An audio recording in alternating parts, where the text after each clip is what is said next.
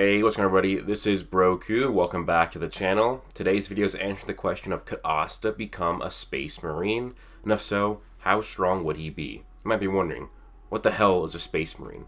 A space marine, otherwise known as Adeptus Astartes, are the main super soldiers of the Imperium of Mankind, the main faction within the series Warhammer 40,000.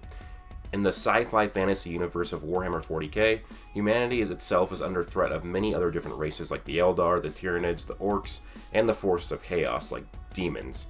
War dominates the galaxy, and thus the Space Marines were needed in order to be the protectors of humanity. Space Marines are superhuman, super soldiers that were created in order to fight these many wars. They took some of the greatest humans in the galaxy, augmented their biology, turned them into 8 feet tall beasts surrounded in their power armor. Not only are the Space Marines several magnitudes higher than regular humans in physical strength, speed, and durability, but have many other features like self-sustenance, acidic spit, regeneration, and are also equipped with some of the most powerful weapons in the galaxy. Space Marine recruits go through many different trials and processes in becoming a Space Marine. Many will fail, but more will die on the path of becoming Adeptus Astartes. Now, Space Marine chapters will be on the lookout on rough worlds throughout the galaxy, looking for potential new recruits in their chapter. Let's say, for example, the world of Black Clover exists within the galaxy of Warhammer 40,000, just to, I guess, add it in and try and show why this would even happen, because of course they're different universes, but they're two different universes that I really enjoy so far. I've been reading Warhammer books, playing some games, and, I've been reading Black Clover for a while now.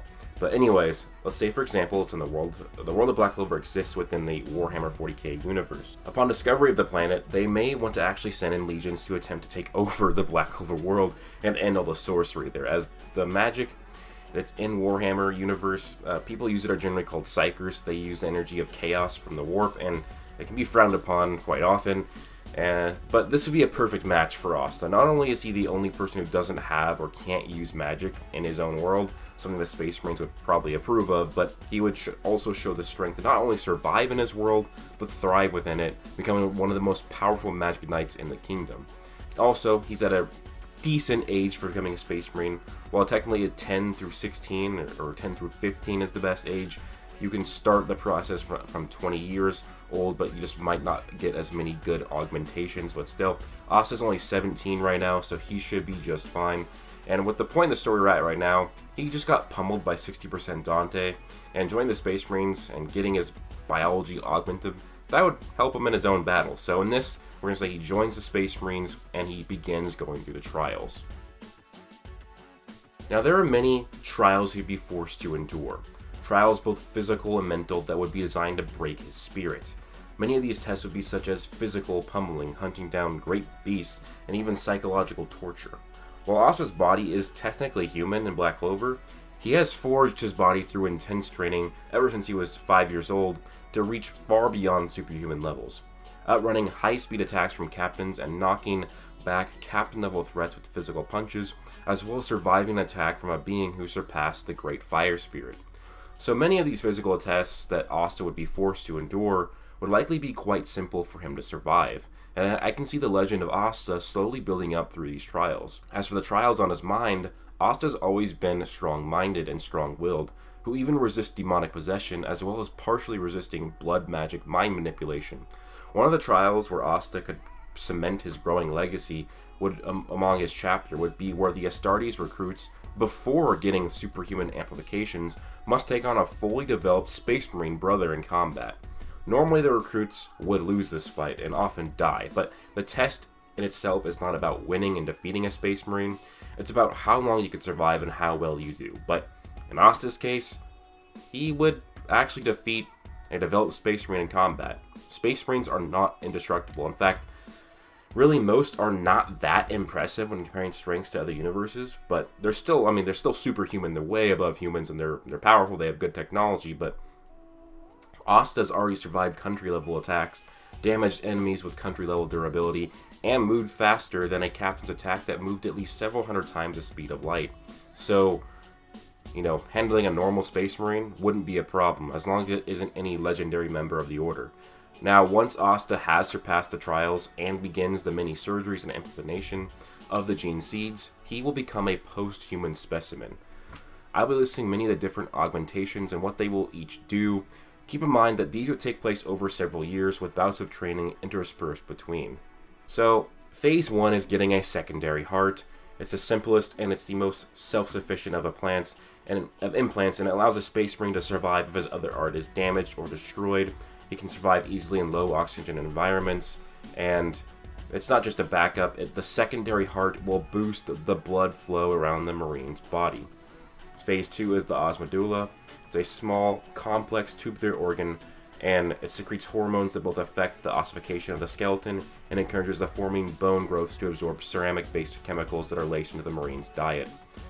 This drastically alters the bone structure and bone biology of a Marine, and basically it makes their bones have increased strength and size, and the rib cage will be fused into a solid, bulletproof mass of interlocking plates. So it's not going to be a rib cage, it's going to be just a wall of rib bone right there.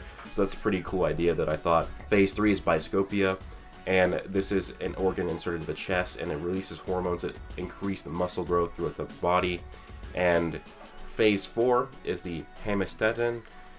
It's implanted in the circulatory system. This increases the hemoglobin content of the blood matter, making it more efficient at carrying oxygen around the body and making the subject's blood a bright red.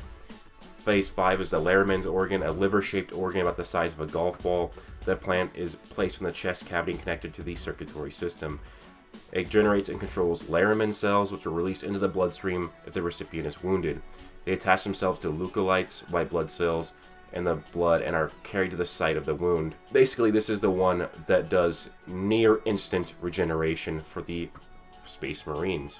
The Phase 6 is the Catalspian node. Implanted in the back of the brain, this organ influences the circadian rhythms of sleep and the body's response to sleep deprivation. If deprived of sleep, the node cuts in. This allows a Marine to sleep and remain awake at the same time by switching off areas of his brain sequentially. This process cannot replace sleep entirely, but increases the Marine's survivability by allowing perception of the environment while resting.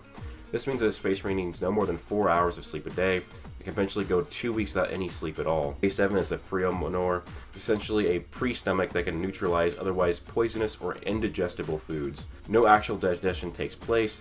It acts as a decontamination chamber placed before the natural stomach. Phase 8 is the Omophagia. This implant is called the Remembrancer. It allows a Space Marine to learn by eating. It is situated in the spinal cord. Basically, this lets the Space Marine eat the flesh of somebody who's dead and can actually see the memories and experience the memories that that person had recently faced. Phase 9 is the Multi-Lung. This adds an additional lung that lets the Space Marine breathe in low oxygen or poison atmospheres and even breathe underwater. And Phase 10 is the Oculobe. This is at the base of the brain. It provides hormonal and genetic stimuli which enable a Marine's eyes to respond to optic therapy. This in turn allows the apothecaries to make adjustments to growth patterns of the eye and light receptive retinal cells. This makes the Space Marines be able to see way further than humans, can see in low light, and also increases their reaction times. Phase 11 is the Lyman's ear. Not only does this implant take a Space Marine immune to dizziness or motion sickness, it allows them to filter out and enhance certain sounds. Phase 12 is the Suzanne membrane. This can actually put the body of the Space Marine in suspended animation and basically lets it so they can maybe be revived or whatever. Somebody has actually even done this in the series and was revived 567 years later, so that's insane. Phase 13 is the melanchromic organ, and this controls the amount of melanin in a Marine's skin. And if he's exposed to high levels of sunlight, this will result in the Marine's skin darkening to compensate and protect himself from different forms of radiation. Phase 14 is the olytic kidney. In conjunction with the secondary heart, this allows a Space Marine to filter his blood very quickly, rendering him immune to most poison. Phase 15 is the neuroglottis. This enhances a Space Marine's sense of taste. So much of a great taste that he can taste different chemicals and what they are just by taste alone, and can track targets by taste. Phase 6 is the mucranoid.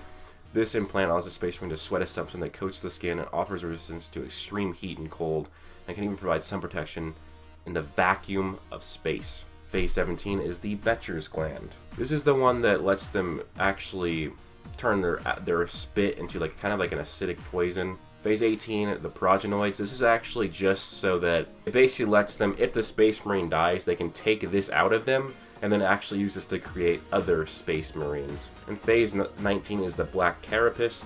This is actually the one that leaves basically holes in the skin, in the body of the Space Marine, so that they can actually have the cords from the power suit, the power armor, merge within their body. So the power armor is actually almost like a second skin for the Space Marines, because, you know, you have these wires and stuff going within the body. This also lets them plug into many other different machines within the Empire. So yeah, that is a bunch of the different augmentations that will happen to Asta. Basically, Space Marines will grow from like average height to 8 feet tall, and it'd be funny if Asta did this and only got a few inches taller, or maybe he was only 6 feet. He's only 5 foot tall.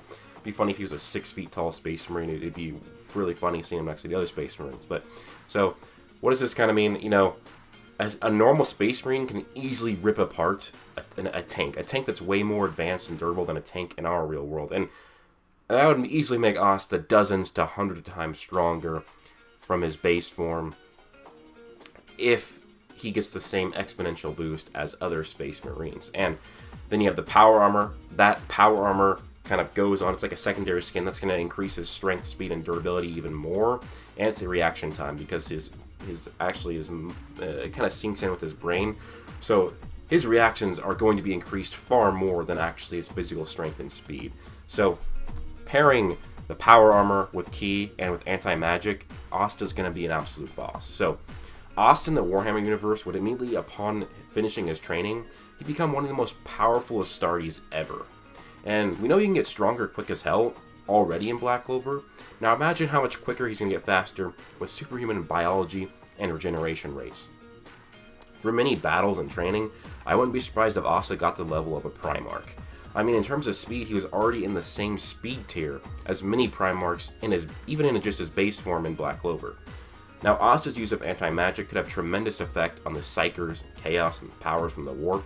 Using Fate Release, which severs cause and effect magic, he could potentially free beings under control of the Chaos Gods, potentially freeing up Chaos Marines and many other fallen beings.